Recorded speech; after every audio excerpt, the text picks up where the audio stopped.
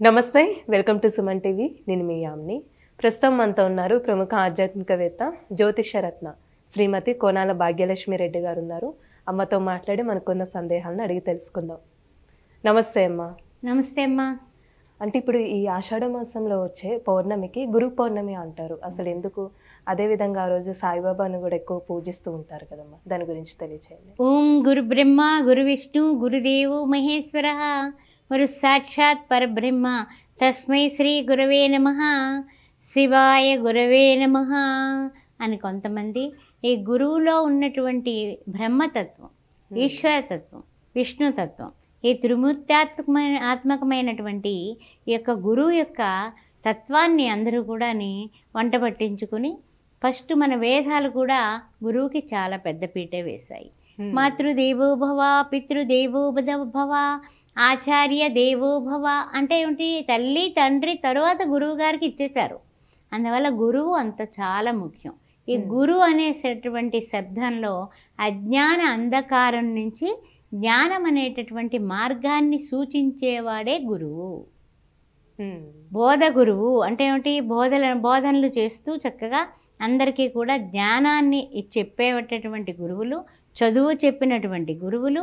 అదేవిధంగా కొన్ని రకాలుగా చెప్పాలంటే కనుక ఈ రకరకాల బోధనలు చేయడమే కాకుండా జ్ఞానం అయ్యుండొచ్చు, చదువు అయ్యుండొచ్చు, తర్వాత ఇంక వేరే రకంగా అంటే ఎలాగంటే ప్రవచనాలు చెప్పేటటువంటి వారి గురువులు.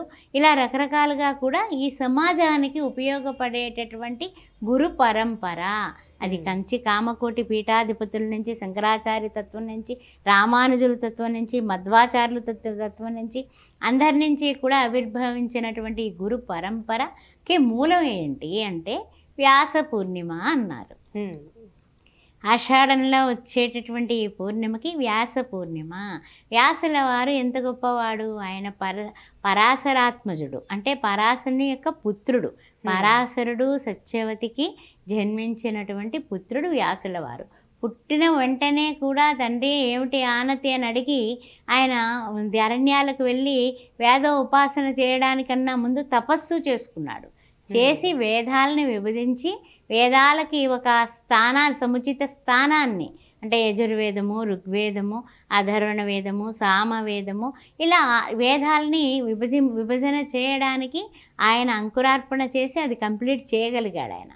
అందువల్ల వేద విభజన చేసిన వాడు వేద వ్యాసుడు. కాబట్టి ఈ గురు పూర్ణిమకి వ్యాస పూర్ణిమ అని వచ్చింది.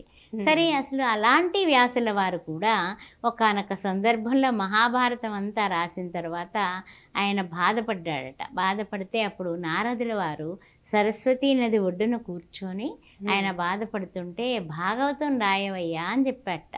ఆ భాగవతం రాయడానికి గాను వినాయకుడిని అడిగాడట. ఎవ్వరూ కూడా పని మీద అంత ఏకాగ్రత ఉన్నవాళ్ళు లేరు. ఏనుగు ఎప్పుడు కూడా సూక్ష్మ దృష్టి, తర్వాత తన యొక్క ఏదన్నా చేయాలంటే ఏకసంతాగ్రహి, ఏదన్నా చేయాలంటే తన యొక్క గోల్ని మర్చిపోదు. కంటే అందుకే అంటూ ఉంటారు కదా, కొడితే ఏనుగు కుంభస్థలం లాగా ఉండాలి అనేసి. అట్లా అనడానికి కూడా అదే అంటే అది ఏదన్నా గురి పెట్టుకుంటే అది చేయగలుగుతుంది. అందువల్ల వినాయకుడిని అడిగితే వినాయకుడు నేను చేస్తానని ఒప్పుకొని ఆఖరికి రాస్తుంటే తన కలం ఇరిగిపోతే కలం అప్పటికప్పుడు ఎట్లా వస్తుంది? పూర్వక మనలాగా ఇప్పుడు ఒక 10 ఇవి పెట్టుకోవట్లేదు కదా ఫోన్లు, సెల్ ఫోన్లు లేవు, తర్వాత వచ్చేసి పెన్నులు లేవు, ఏమీ లేవు. అందువల్ల ఏం చేయాలో అర్థం కాక వెంటనే ఏం చేశాడు వినాయకుడు? పట్టుదలతో తన దంతం పెరికి రాశాడు.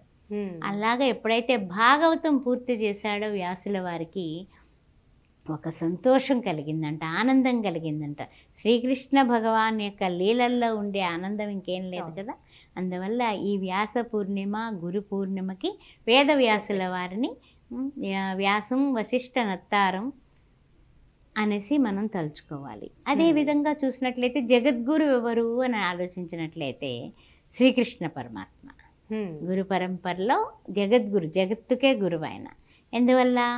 వసుదేవ సుతం దేవం కంస చాణూర మద్దనం దేవకీ పరమానందం కృష్ణం వందే జగద్గురుం, కృష్ణం వందే జగద్గురుం. ఆ కృష్ణ పరమాత్మను మించినటువంటి గురువు లేడు అంటూ ఉంటారు. సరే అయితే బాగానే ఉంది కదా, ఈ కృష్ణ పరమాత్మని మించినటువంటి గురువు లేడని అనుకుంటున్నాం.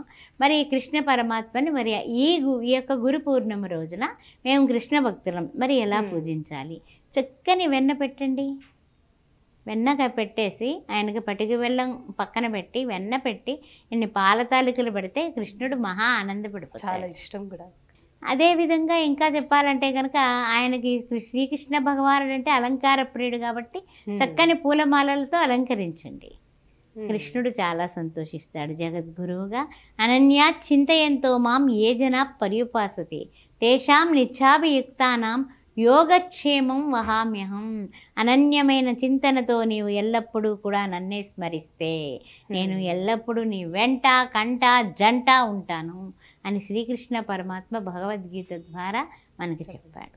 నీ పని నువ్వు చేయి, కర్తవ్యం దైవమాన్యకం చేయి, నేను డెఫినెట్గా నేను నీ కూడా ఉండి నడిపిస్తా. ఒక ఆయన అన్నట్ట, అయ్యో ఇన్ని కష్టాల్లో మునిగిపోయాను, ఓ గురువా నా గురువా ఎక్కడ ఉన్నావయ్యా, నీకు ఇన్ని కొబ్బరికాయలు కొట్టాను, ఓ భగవంతుడా నీవే గురువు అనుకున్నాను, నీవే తల్లి అనుకున్నాను, నీవే తండ్రి అనుకున్నాను అని ఏడుస్తున్నట్ట. ఏడుస్తే అయ్యో నేను ఎక్కడున్నానయ్యా, నిన్ను ఎత్తుకుని నేనున్నాను కదా, లేకపోతే ఈ కష్టాల్లో ఎప్పుడో నీవు పైకి చేరిపోయి ఉండేవాడివి, నిన్ను ఎత్తుకునేదే నేను కదా అన్నట్ట భగవంతుడైనటువంటి గురుతత్వంలో. అందువలన ఇవన్నీ కూడా గురు పరంపరలో భాగాలు. అలానే అంటే సాయిబాబాను కూడా ఎక్కువ పూజిస్తారు కదా ఆ రోజు. అది దానికి వస్తున్నాను. ఇప్పుడు దైవం మనుష్య రూపంలో ఈ కలియుగంలో మనకి కళ్ళకు కనిపెట్టేటటువంటి గురు పరంపర స్టార్ట్ అయిపోయింది. ఏ విధంగా స్టార్ట్ అయిపోయిందంటే, ముగ్గురు త్రిమూర్తులని ఇందాక తలుచుకున్నాం కదా, త్రిమూర్తుల అవతారమే దత్తాత్రేయుడు. ఆ దత్తాత్రేయ పరంపరలోనే షిరిడి సాయిబాబా, సత్యసాయిబాబా ఈ విధంగా వచ్చేసింది.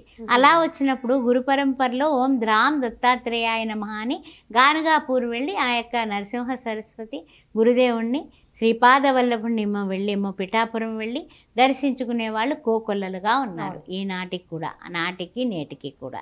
అలాగే షిరిడీకి వెళ్ళి గురువైనటువంటి ఆ యొక్క షిరిడి సాయిబాబా వారిని దర్శించుకుని అక్కడ ఉండి నమస్కారం చేసుకుని 3 దర్శనాలు 2 దర్శనాలు తీసుకుని వాళ్ళు వెళ్ళి చూసి ఆనందించి ఎంతో ఆనందపడిపోయి గురు పూర్ణిమ రోజు ఆయన దర్శించకపోతే ఎలా అనేటటువంటి ఆవేశం, అనేటటువంటి ప్రేమ, అనేటటువంటి ఆరాధన, ఇవన్నీ కూడా గురు పూర్ణిమ రోజున గురువుని దర్శించాలి.